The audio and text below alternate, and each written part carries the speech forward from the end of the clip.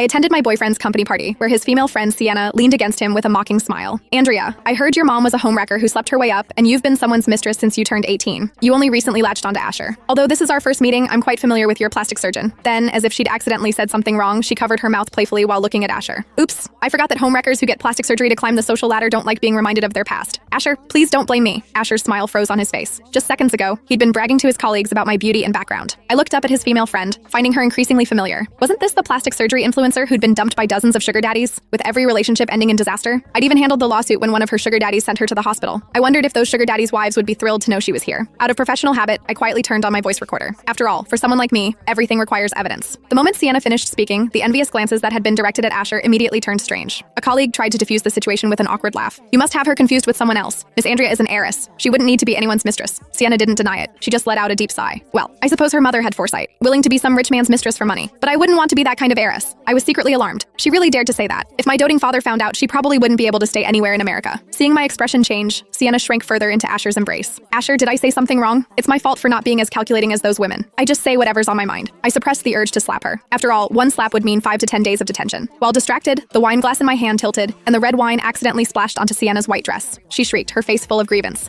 Andrea, why are you so humiliated and angry just because I told a few truths? The ability to disguise yourself so perfectly is quite a skill. I'm envious, really. Asher's expression instantly turned cold. He picked up a wet napkin from the table and carefully wiped Sienna's dress. He glared at me. Sienna's always been straightforward and can't beat around the bush. What's wrong with you? Apologize to Sienna right now. I laughed bitterly. Sienna slandered and defamed me, and he watched coldly. But now that I'd accidentally stained Sienna's dress, he was furious. Sienna's eyes reddened as she pressed against Asher. It's okay, Asher. Maybe I did mistake her for someone else and was just joking. I looked at her with a cold tone. Words require evidence. I don't have a sense of humor and can't understand jokes. This statement was also reminding Asher not to believe things without evidence. Asher indeed seemed slightly stunned, slowly withdrawing the hand that had been wiping Sienna's dress. Sienna's body stiffened, and she looked pitiful. I'm sorry, Andrea. This is all what your plastic surgeon told me. I really didn't verify it. I propped my chin on my hand and looked at her. Which plastic surgery hospital? Which doctor? Whatever she dared to say would become evidence. I thought she'd be stuck, but unexpectedly, her tone suddenly became earnest. Andrea, even if you haven't had plastic surgery, you're not that ugly. You really don't need to go for touch-ups a dozen times every month. The surrounding colleagues showed expressions of disdain. The female colleague sitting next to Sienna laughed mockingly. This world really belongs to plastic surgery girls. Get some work done, spread your legs, and you can get rich. Not like me and Sienna, we're all natural and just want to marry for love. Asher cared most about face. He'd brought me to the company party to show off. Who would have thought he'd face this kind of humiliation? He glumly drank an entire glass of wine. I looked at that female colleague, my eyes turning to ice. My monthly income is $200,000. Asher makes $30,000. And you're saying I'm a gold digger? The guy with glasses across from us laughed mockingly. $200,000 a month? Andrea, that's quite a special profession. Our Asher is so blessed. Other people spend money on relationships, but when he dates, a bunch of sugar daddies crowdfund it for him. Haha. Shut up. Asher suddenly punched the guy with glasses, shattering his frames. I felt no satisfaction, because I knew he wasn't defending me, just his wounded pride. The guy with glasses was about to fight back when the host on stage happened to call our table.